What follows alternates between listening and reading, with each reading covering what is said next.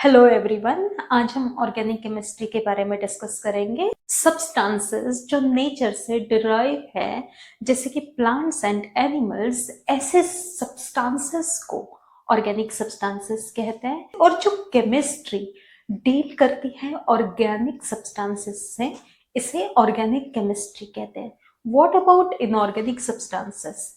ऐसे सब्सटेंसेस जो मिनरल्स से या फिर नॉन लिविंग सोर्सेस से ऑब्टेन करते हैं, उस टाइप के सब्सटेंसेस को इनऑर्गेनिक सब्सटेंसेस कहते हैं, जैसे कि common salt and blue vitriol. तो ये एग्जांपल्स हुए इनऑर्गेनिक सब्सटेंसेस के।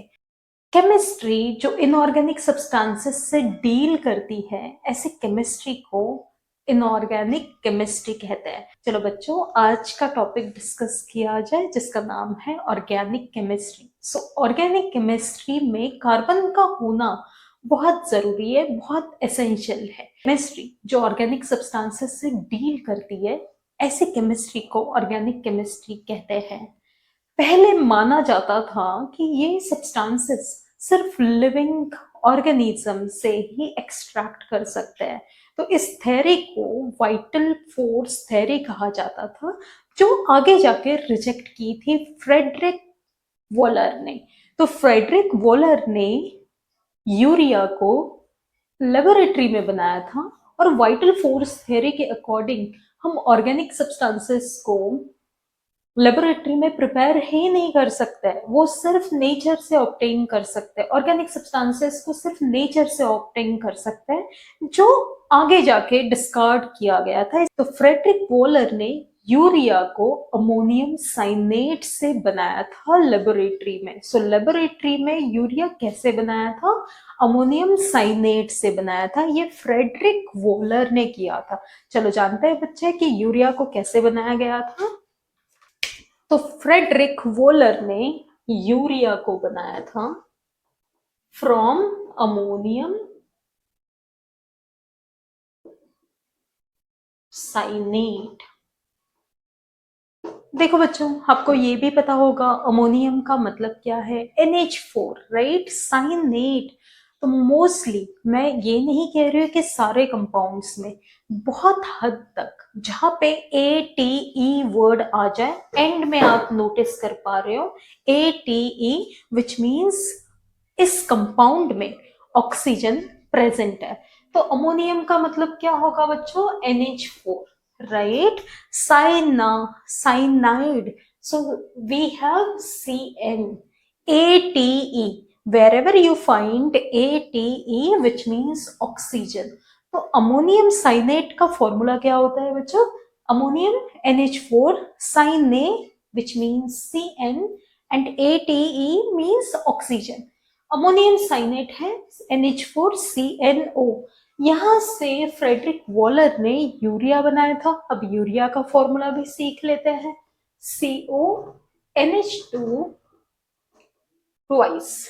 तो ये यूरिया फ्रेडरिक वॉलर ने लेबोरेटरी में प्रिपेयर किया था, लैब में प्रिपेयर किया था। तो यहां से वाइटल फोर्स थ्योरी को डिस्कार्ड कर दिया था, क्योंकि वाइटल फोर्स थ्योरी के अकॉर्डिंग तो हम ऑर्गेनिक सब्सटेंसेस को लेबोरेटरी में बना ही नहीं सकते, but according to Frederick Wohler हम लेबोरेटरी में भी ऑर्गेनिक सब्सटेंसेस बना सकते हैं। तो उन्होंने एक एग्जाम्पल दिया। इसके बाद एक और साइंटिस्ट आए, जिनका नाम था Kolbe. Kolbe in the year 1845, in the year 1845 Kolbe ने एसिटिक एसिड बनाया। आप सबको पता होगा एसिटिक एसिड को विनेगर या फिर कॉमनली हिंदी में सिरका बोलते हैं। तो एसिटिक एसिड को कोल्बे ने लेबोरेटरी में बनाया from the constituent carbon, hydrogen and oxygen. तो यहां से प्रूव हो गया कि वाइटल फोर्स थ्योरी तो ये कहती है कि ऑर्गेनिक सब्सटेंसेस सिर्फ प्लांट्स एंड एनिमल्स से ही ऑब्टेन कर सकते हैं, वहां से डिराइव होता है। प्लांट्स एंड एनिमल्स से हम डिराइव करते हैं ऑर्गेनिक सब्सटेंसेस को। पर इस थ्योरी को हमने रिजेक्ट कर दिया था। क्यों रिजेक्ट कर दिया था? क्योंकि इन साइंटिस्ट ने, जर्मन साइंटिस्ट फ्रेडरिक वॉलर ने बता दिया था कि हम यूरिया को लेबोरेटरी में बना सकते हैं फ्रॉम अमोनियम साइनेट। इवन हम एसिटिक एसिड को भी बनाते हैं, जिसको हम विनेगर भी बोलते हैं या फिर सिरका भी बोलते हैं। इसे हम प्रिपेयर करते हैं constituent of carbon, hydrogen and oxygen. तो बच्चों, ऑर्गेनिक सब्सटेंसेस आपको पता चल गया। ऑर्गेनिक सब्सटेंसेस ऐसे सब्सटेंसेस है जो नेचर से, लिविंग ऑर्गेनिज्म से हम ऑब्टेन कर सकते हैं, पर इसे हम लेबोरेटरी में भी प्रिपेयर कर सकते हैं। और इनऑर्गेनिक सब्सटेंस वो तरह के सब्सटेंसेस है जो हम मिनरल्स या फिर नॉन लिविंग सोर्सेस से बना सकते हैं, जैसे कि कॉमन सॉल्ट हो गया, ब्लू विट्रियोल हो गया। ये एग्जाम्पल है इनऑर्गेनिक सब्सटेंसेस के। ऑर्गेनिक सब्सटेंसेस के एग्जाम्पल है मीथेन, इथेन, प्रोपेन, ब्यूटेन। ये कुछ एग्जाम्पल्स होंगे ऑर्गेनिक सब्सटेंसेस के। तो ऑर्गेनिक सब्सटेंस में और भी एग्जाम्पल्स होते हैं, जैसे कि आपने सुना होगा टोलीन, फिनॉल, नेफ्थलीन, बेंजीन। ये सारे एग्जाम्पल्स आ जाते हैं ऑर्गेनिक सब्सटेंस में। चलो बच्चों, अब सोर्सेस के बारे में जानते हैं। यहाँ पे हम ऑर्गेनिक केमिस्ट्री के बारे में डिस्कस कर रहे हैं, तो हमें ये पता होना चाहिए कि ये ऑर्गेनिक सब्सटेंसेस के सोर्सेस क्या है। Plants, animals, petroleum, fermentation, wood. Synthetically we can also prepare organic substances. तो हमें ये पता होना चाहिए प्लांट से हम कौन से सब्सटेंसेस एक्सट्रैक्ट करते हैं। Starch, cellulose, sugar, drugs, medicine. ये एग्जाम्पल आ जाएंगे प्लांट्स के लिए। एनिमल्स से हम एक्सट्रैक्ट करते हैं प्रोटीन्स, फैट्स। ये कुछ ऑर्गेनिक सब्सटेंसेस हो जाएंगे। If you talk about petroleum, gasoline, fuel, petrol, diesel, ये सारे एग्जाम्पल्स है पेट्रोलियम के। इवन वैसलीन, वैसलीन जो हम डे टू डे लाइफ में यूज करते हैं वो भी पेट्रोलियम का ही प्रोडक्ट है। सो डोंट गेट कंफ्यूज कि पेट्रोल और पेट्रोलियम एक नहीं होता है, ये दोनों अलग अलग चीजें हैं। पेट्रोल को पेट्रोलियम से एक्सट्रैक्ट करते। Even coal, destructive distillation of coal, यहां से हमें बेंजीन मिलता है, राइट। बेंजीन, टोलीन हमें डिस्ट्रक्टिव डिस्टिलेशन से मिलेगा। ओके, सो ये कुछ सोर्सेस होंगे। आओ बच्चों, अब ऑर्गेनिक एंड इनऑर्गेनिक सब्सटेंसेस में डिफरेंसेस जानते हैं।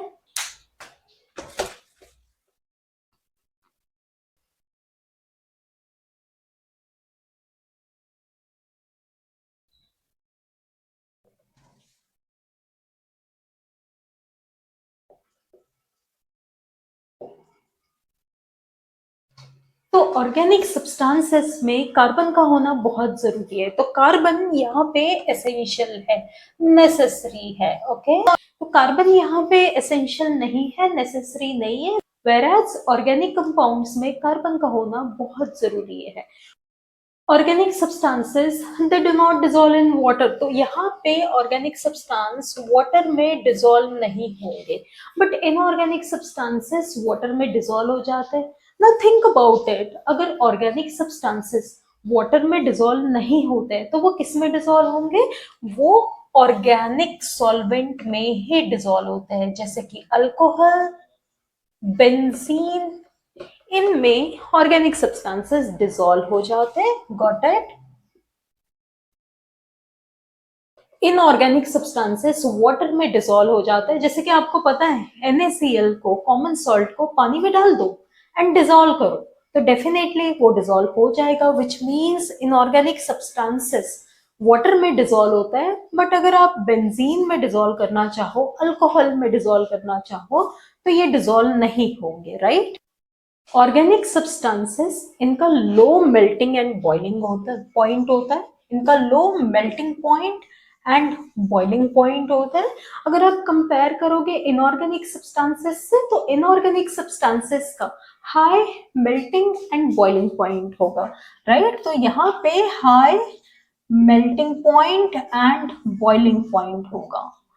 ऑर्गेनिक सब्सटेंसेस हाईली इंफ्लेमेबल होते हैं, जो फायर को कैच कर सकते हैं, राइट। तो ये इंफ्लेमेबल होंगे।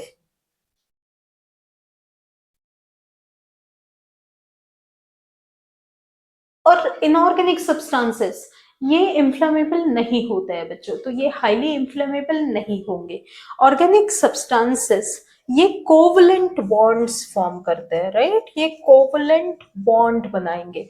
लेकिन इनऑर्गेनिक सब्सटेंसेस ये आयनिक बॉन्ड बनाते हैं। तो एग्जांपल करते हैं बच्चे, as I told you, NaCl common salt, ये इनऑर्गेनिक सब्सटेंस है। तो NaCl पानी में जाके Na positive and Cl negative बनाएंगे, तो आयनिक बॉन्ड बनेगा।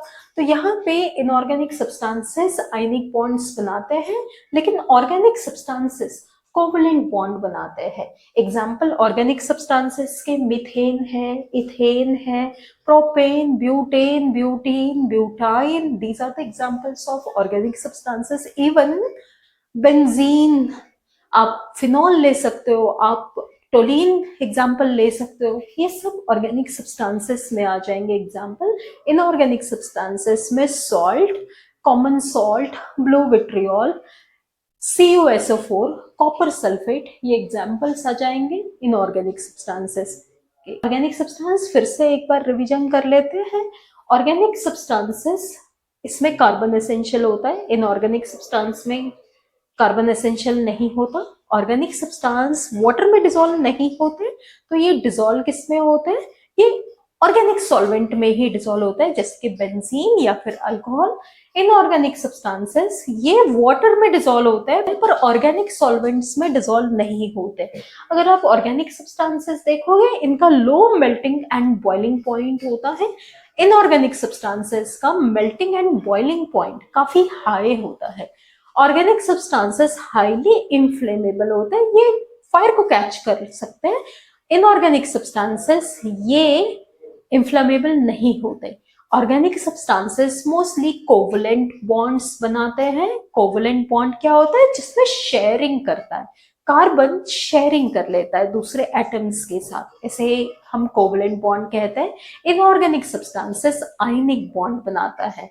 ऑर्गेनिक सब्सटेंसेस के एग्जाम्पल है methane, propane, butane, benzene, toluene, naphthalene, phenol, these are the examples of organic substances. Inorganic substances के एग्जाम्पल आ जाएंगे common salt, NaCl, blue vitriol, जिसे हम कॉपर सल्फेट भी कहते हैं।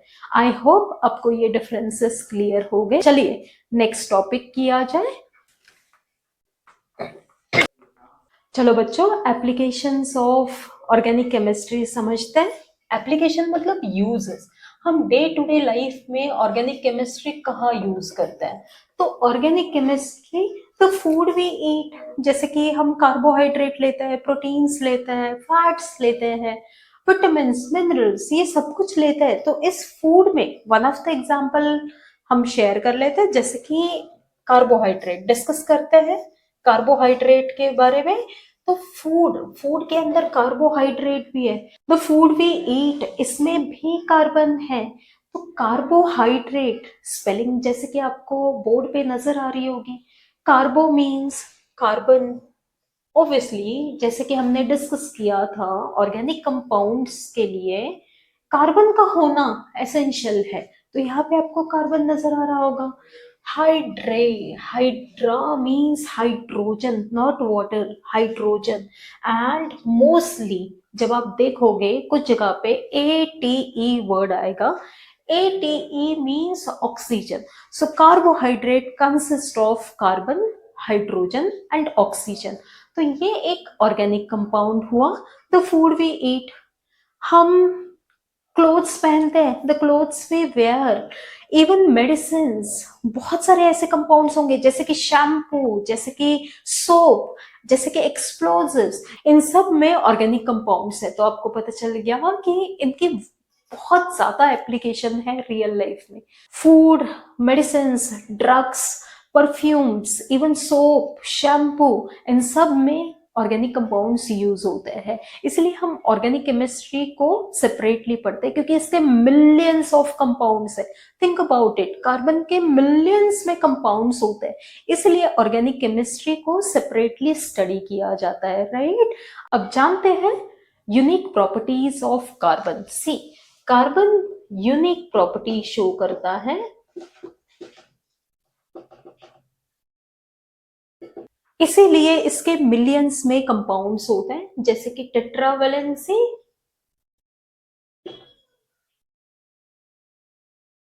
एंड कैटिनेशन,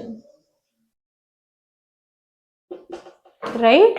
तो carbon tetravalency and catenation show करता है।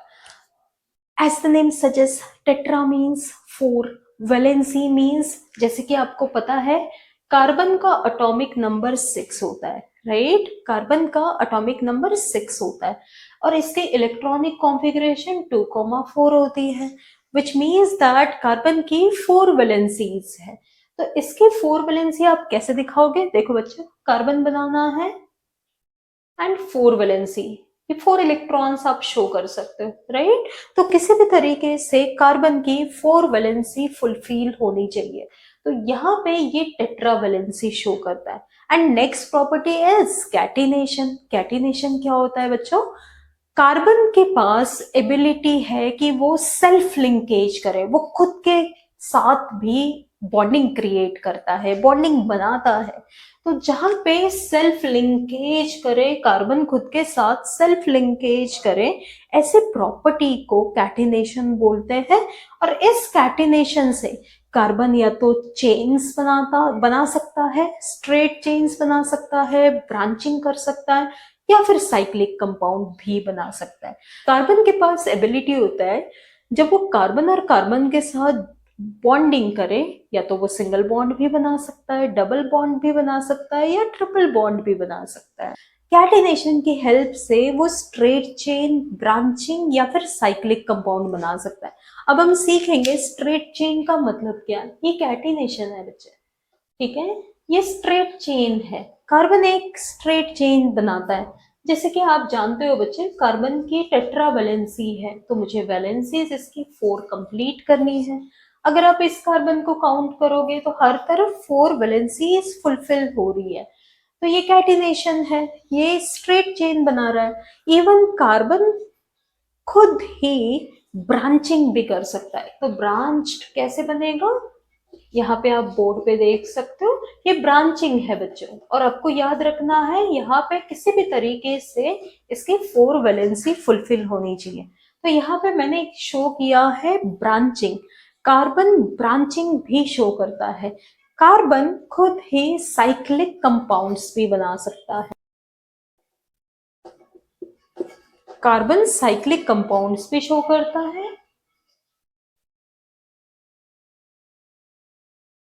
मिनिमम 3 कार्बन चाहिए कार्बन को साइकिल बनाने के लिए, क्योंकि एक कार्बन से साइकिल तो नहीं बनेगा, 2 कार्बन से भी नहीं बनेगा।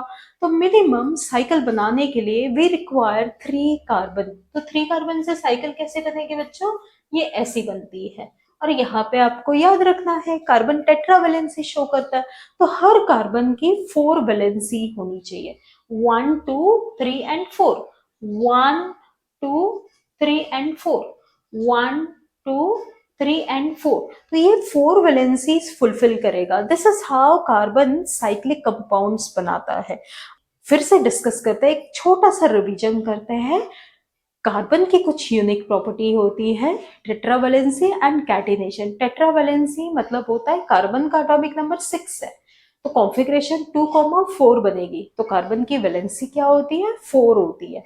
तो 4 बॉन्ड्स बनेंगे, इन्हें सिंगल कोवलेंट बॉन्ड कहते हैं। ये एक्चुअली शेयरिंग कर रहे हैं ना, ये कार्बन और कार्बन इलेक्ट्रॉन्स की शेयरिंग कर रहे हैं। तो शेयरिंग जब इलेक्ट्रॉन्स होते हैं, तो इस टाइप के बॉन्ड को सिंगल बॉन्ड कहते हैं, कोवलेंट बॉन्ड कहते हैं। कार्बन ब्रांचिंग भी कर सकता है एंड साइक्लिक कंपाउंड। तो साइक्लिक कंपाउंड्स बनने के लिए मिनिमम 3 कार्बन की जरूरत होती है, राइट। तो आप देख सकते हैं ये कैटिनेशन यहाँ पे शो हो रहा है।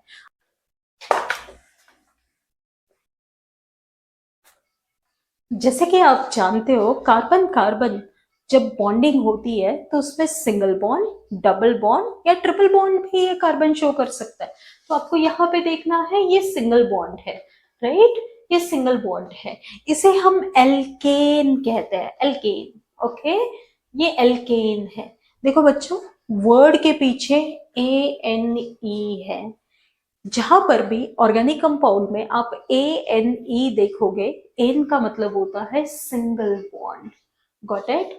एन मतलब सिंगल बॉन्ड। ये आपको सिंगल बॉन्ड दिखाई दे रहा है। कार्बन डबल बॉन्ड भी बना सकता है, तो कार्बन और कार्बन के बीच में डबल बॉन्ड बन रहा है, तो इसे कहेंगे एल्कीन। ओके, इसे एल्कीन। जब भी आप वर्ड के पीछे ENE देखते हो, विच मीन्स डबल बॉन्ड। अब देखो बेटा, जैसे मैंने कहा था कि इसमें वैलेंसी कंप्लीट होनी चाहिए। कार्बन के यहाँ पे 2 इलेक्ट्रॉन्स हैं, 3 और 4 बनाने ना, 3 and 4, 3 and 4। Here also 1 2 3 and 4। तो यहाँ पे ये डबल बॉन्ड बनेगा, विच मीन्स ये एल्कीन है। What about triple bond? अगर ये ट्रिपल बॉन्ड आ जाए तो अगेन कार्बन की वैलेंसी फुलफिल होनी चाहिए। तो 1 2 3 एंड 4, राइट? 1 2 3 एंड 4, इसे एल्काइन कहेंगे। एल्काइन कहेंगे। कार्बन जब दूसरे कार्बन के साथ बॉन्डिंग करेगा, अगर ये सिंगल कोवलेंट बॉन्ड बन रहा है, इसे एल्केन कहते हैं। जैसे कि आपको बताया मैंने, ANE जहां भी ये वर्ड आएगा, वर्ड के पीछे आएगा, जिसे हम सफिक्स कहते हैं, उसमें सिंगल बॉन्ड लगेगा। जहां एल्कीन होगा, ENE which means double bond, तो यहाँ पे आपको डबल बॉन्ड शो हो रहा है। एंड एल्काइन, जिस वर्ड के पीछे YNE हो, which means triple bond. YNE means triple bond. Ane single bond, ene double bond, yne YNE triple bond. अब बच्चों बाई चांस आप भूल जाओ, हो सकता है ना, ह्यूमन माइंड है, भूल भी सकते हैं, तो सिंपल है। अल्फाबेट तो सबको आता है, राइट? अल्फाबेट में एल्केन, एन पहले आएगा, इन बाद में आएगा, वाइन आइन उसके बाद आएगा। देखो बच्चे, अगर हम अल्फाबेटिकली जाते हैं, एन में, एल्केन में ए पहले आएगा, ई उसके बाद आता है, अल्फाबेटिकली वाई सबसे एंड में आता है। तो याद रखना है, एन अल्फाबेटिकली सबसे पहले आया, तो इसमें सिंगल बॉन्ड होगा। एल्कीन, इन है ना, डबल बॉन्ड होता है, तो इसमें डबल बॉन्ड आता है। YNE, वाई सबसे एंड में आता है अल्फाबेटिकली, तो यहाँ पे ट्रिपल बॉन्ड लगेगा। Alkane, alkene and alkyne, single bond, double bond and triple bond.